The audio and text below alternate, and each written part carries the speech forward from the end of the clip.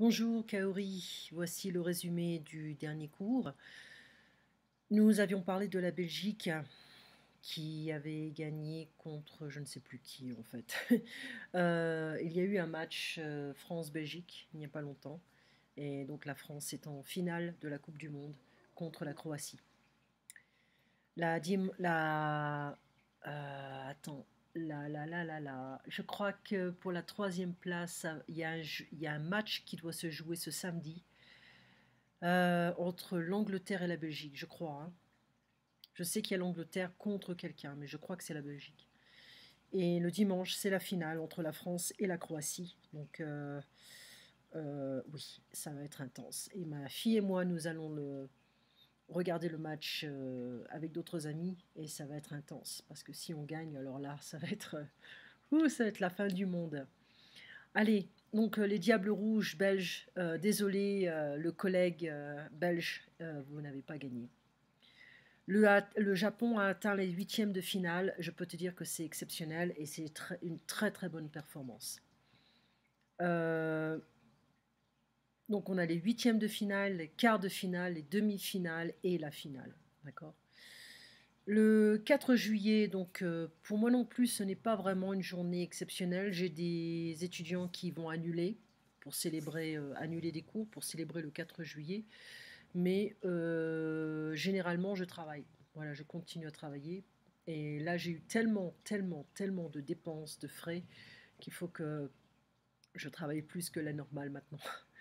Ensuite, les feux d'artifice. Donc ça, c'est les feux d'artifice pour le 4 juillet. Et aussi, le 14 juillet en France, on a la fête nationale qui représente la prise de la Bastille et en fait le début de la Révolution française. Se débarrasser de quelqu'un, ça veut dire to get rid of someone, or somebody. Okay. Donc à l'époque, on a dans l'histoire, j'ai des livres en fait dessus, l'histoire de France, l'histoire de France. Il faudrait que je te les envoie parce que j'adore l'histoire, pas que de la France, mais l'histoire américaine, l'histoire. J'ai lu un livre sur l'histoire de Hong Kong avec l'impérialisme britannique, assez intéressant. Et donc, à l'époque, avant la première Révolution française, on avait trois types de... Enfin, on avait le roi, qui représentait un peu la noblesse, qui représentait la monarchie. Ah bah tiens, j'en ai. Et on a aussi, comment ça s'appelle, trois pouvoirs qui représentent le Congrès ou l'Assemblée nationale. Donc on a, alors je vais l'ouvrir sur le côté, voilà. Donc on a le tiers-État. Le tiers-État, c'est le peuple, qui paye des impôts. Ils ont plein de frais, etc. Ils payent plein de taxes. Et ici, on a la noblesse, donc l'aristocratie, les gens qui reçoivent des impôts, qui ne payent aucun impôt, qui reçoivent de l'argent du tiers-État. Et le clergé, qui représente l'Église, et qui reçoivent de l'argent à travers les taxes, grâce aux taxes payées par le tiers-État. Donc on a deux pouvoirs, la noblesse et le clergé, qui ne travaillent pas et qui reçoivent de l'argent sans travailler, parce qu'ils sont propriétaires ou alors ils ont des droits divins. Alors, à l'époque, on se dit, mais pourquoi nous, le tiers-État, on doit travailler, on doit payer plein d'impôts, on n'est pas respecté. Pourquoi on paye des impôts, des taxes et on n'est pas respecté. Donc, en fait, c'est un peu le début de la Révolution française, la prise de conscience que la noblesse est un peu un parasite, le tiers-État est un peu l'esclave, et la noblesse, l'aristocratie, et c'est aussi un parasite. Donc, à l'époque, l'économie française au niveau international n'est pas très forte à cause de la noblesse et du clergé. D'accord. Ensuite, bon, le tiers-État, c'est quoi? On a des intellectuels, hein, on a des ouvriers, des fermiers, etc., des artisans, mais on a également la noblesse et le clergé qui représentent des gens qui ont beaucoup d'argent et qui ne travaillent pas. Ils ont accès à la connaissance, donc ce sont des gens qui savent lire, qui savent écrire, même le tiers-État, mais le tiers-État est plus composé du peuple. Après la première Révolution française, on a Napoléon Bonaparte qui fait un peu figure de sauveur de la France, parce qu'il y a eu tellement de sang versé à cause de la Révolution française que l'on doit organiser le système politique administratif français.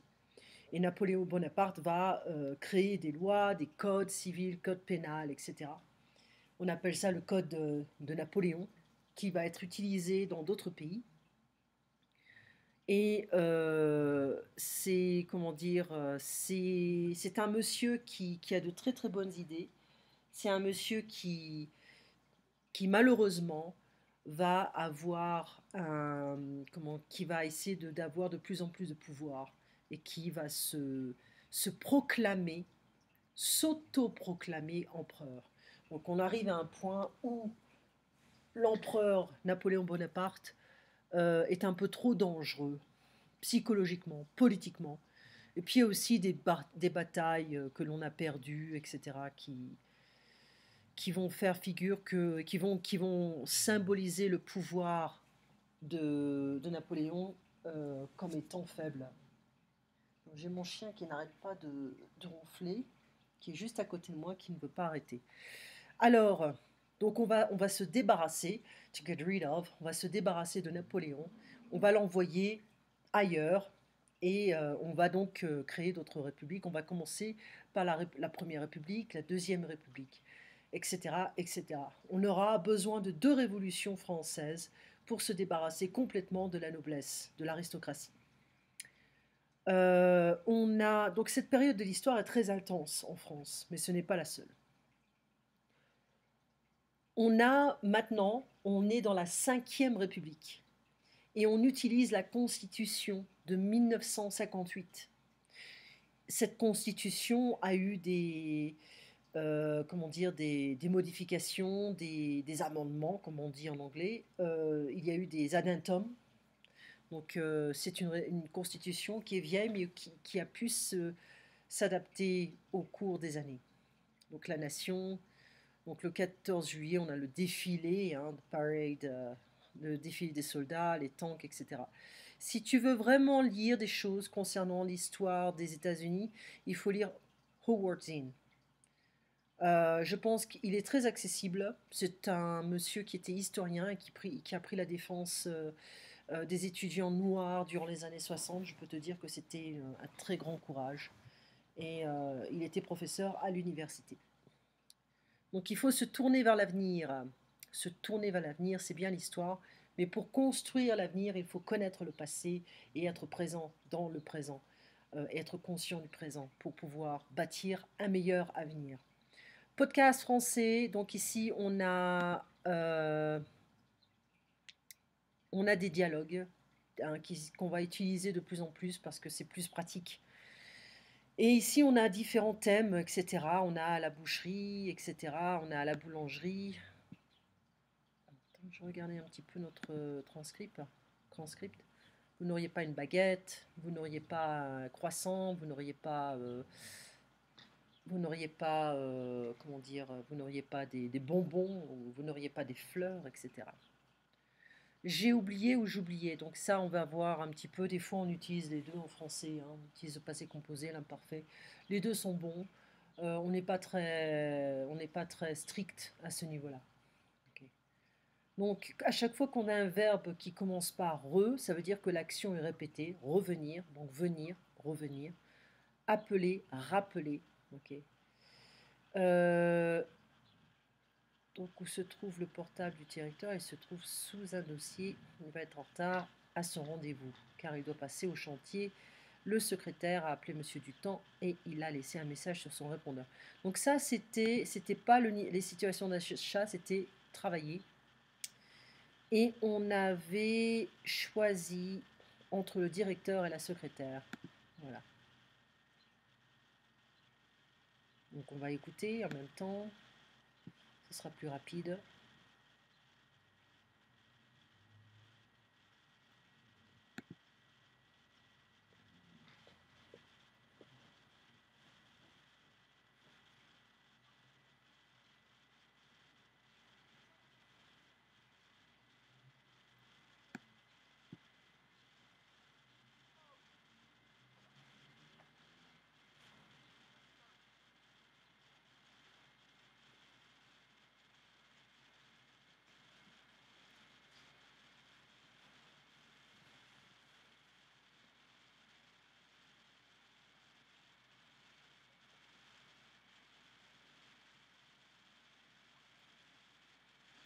Donc c'est pas difficile.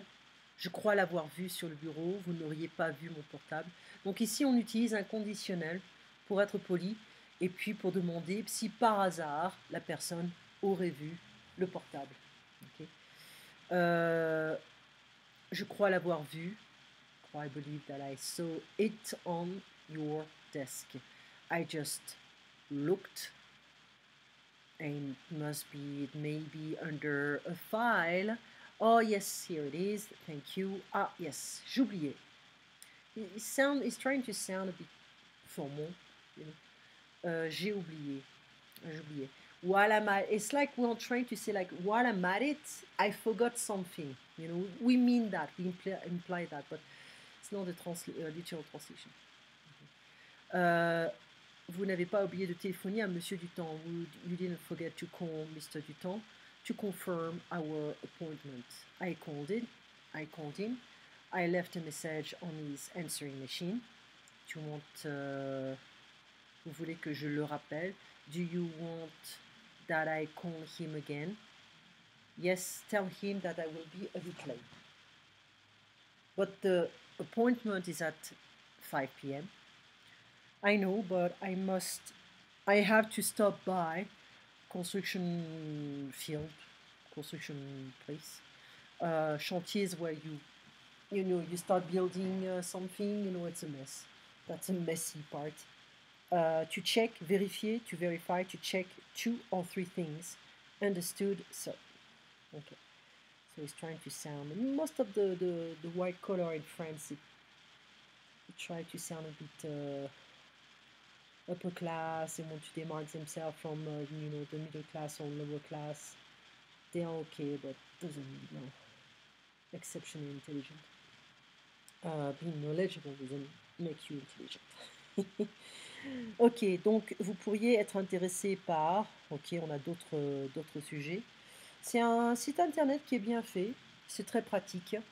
Généralement, on a des exercices. Non.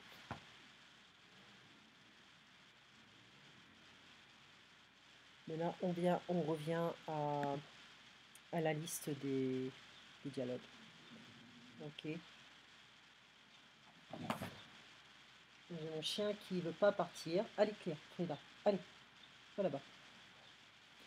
Non, elle ronfle. She's snoring. It's annoying. I'm sorry about that. Ok. Donc, généralement, on a un petit exercice, mais là, j'ai posé des questions. Donc, la secrétaire doit appeler à monsieur Dutemps, pour confirmer un rendez-vous. Ok. Est-ce qu'elle l'a déjà appelé? Oui, elle l'a déjà appelé et elle a laissé un message sur son répondeur. Okay. Etc. Donc, ça c'est fait. J'ai des annonces, des annonces en italien, en espagnol ici.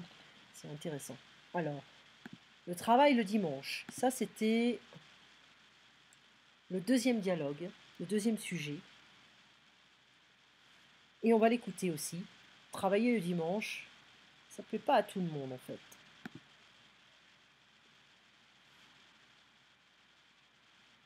Allez, on écoute.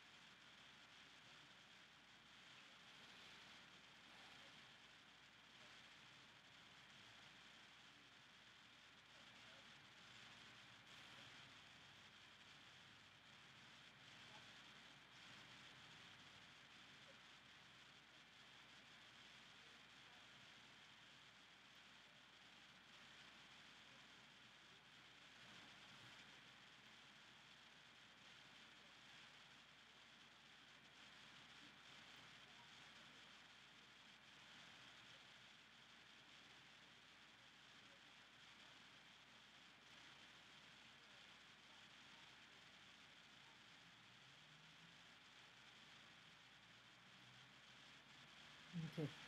Donc ici, on a un quiz. On va essayer de traduire. What do you think? It's like you think what you of working Sundays. So, having the Sunday as a business day. I don't quite know what you think. It's gonna be odd to see the stores open that day. Yes, well, businesses were open in the morning. Not all of them. Supermarkets were closed. Yeah, indeed. I think I think the idea is that the rule be the same for everybody. It's a subjunctive here in French. So nuire is to harm, damage or to harm. That's gonna especially harm the small businesses. People will all go to the commercial center or the mall. I'm under the impression that we are breaking a taboo. Briser un tabou is to break a taboo. Et qu'on ne pourra plus revenir en arrière. We won't be able to backward or to back off or to go backward. And then, je trouve ça pas mal qu'il y ait un jour dans la semaine. And then I found it, I found this not really a big deal, not too. Trouver pas mal. It's like you found the idea appealing. Okay, je trouve pas mal. It's like I'm interested. I think it's cool. I think it's cool. I found it cool that there is a day in the week when you can. We say where in French, when in English, when you can do something else than consuming. On peut faire. That one can do something else than consuming. Tu dis ça parce que tu as le temps de faire tes courses un autre jour. You say that because you have the time to do to shop another day. No, not at all. I order everything online, and you place your order what day, when? Well, on Sunday. So you are currently telling me that you are for the store closing on Sunday, and that you are shopping online on Sundays. It doesn't mean they have to pack everything on Sunday. You can wait a business day to start packing everything and to send it to you. Yes, but it's different. Oui, mais c'est différent. Désolé, je ne vois pas ce qui est différent. Sorry, but I don't see what's different. What I mean, ce que je veux dire, what I mean, c'est que l'ouverture des magasins le dimanche, non, Sunday being a business day, c'est la fin des repas en famille. It's the end of the family meals. Rien ne t'oblige à sortir le dimanche. Ce sera plus pratique pour ceux qui ne peuvent pas faire autrement. So no one or nothing is forcing you to go out on Sunday. That will only be more practical for those who cannot do. They don't have any choice. They don't have any options. Faire autrement is like to do in a different way. So, but here what we mean is like it would be more practical for to open the stores on Sundays because it's more practical for those who cannot shop during the day, during the week. Okay. Donc le quiz. Voilà. Est-ce que tous les magasins sont fermés le dimanche? Non. Non, ça ne marche pas. On va vérifier. Suivant. Est-ce qu'il est possible de faire ses courses le dimanche sur Internet? Oui.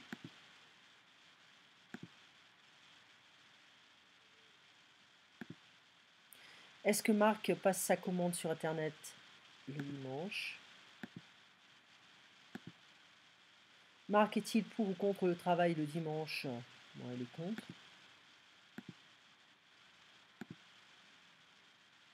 Mina est-elle pour ou contre le travail le dimanche? Elle est pour. Marc a l'impression qu'on brise un tabou. Voilà. C'est pas difficile. Okay. Donc 6 points sur 6, 100%. Donc ça c'est fait. J'en reviens à la transcription. Être pour l'ouverture des magasins le dimanche, être contre, être pour, être contre, pro and cons, or to be for something, or open to have this stuff to be done. Tu penses quoi du travail le dimanche? You think what of the work on Sunday? It's like, what do you think opening stores on Sunday? You don't have to be literal. Le travail le dimanche et cons en. Ça, tu en penses quoi? Tu en penses quoi? Avant de whole sentence, tu penses quoi du travail le dimanche? So I replace du travail le dimanche with en. Tu en penses quoi? Odd, weird, bizarre, ça fait bizarre, it's weird. Les commerces et magasins, les commerçants, business owners, especially small. Actuellement, it's like actually, justement, so it's like talking about it, on the same topic, etc. Tabou, tabou comme ça, tabou avec deux O. Revenir en arrière, si tu peux backward, to back up, derrière, devant is to in front, derrière, behind, to go back, okay, or to go backward. Faire autre chose que, to do something else. No. Mommy, I want milk. Okay, can you take it on in the fridge? Okay. Sorry about that. On pourrait faire autre chose que regarder la télé. It's like we could do something else than watching TV. I mean, we could do something else than watching TV. Like on pourrait faire autre chose que manger toute la journée. We could do something else than eating all day long or watching TV all day long, etc., etc. Avoir le temps. Donc on pourrait faire autre chose que regarder la télé. Ok. Avoir le temps, to have time. Faire les courses, to shop. Passer la commande, to place an order, to order. Commander, passer la commande, c'est la même chose. Tu es en train de me dire, so you are currently telling me. You are telling me. Être en train de. Ce que je veux dire, I mean. What I mean. Obligé is to force. Une bande annonce is a trailer. Okay. Donc ici, ne t'inquiète pas si tu ne m'as pas envoyé des devoirs. Je préfère que tu... Voilà, qui c'est qui va les faire pour aujourd'hui. Donc on le fera ensemble si tu n'as pas eu le temps, d'accord? On va essayer de voir si tu as compris. On va expliquer, d'accord? Tu passes une bonne après-midi. On en parle de cette bande-annonce et puis du dialogue. On se voit donc à 7h, ok? Si tu peux un tout petit peu avant, au moins 10 minutes avant, ça serait bien. J'ai un cours juste après. Sinon, si tu ne peux pas, il n'y a pas de problème. D'accord?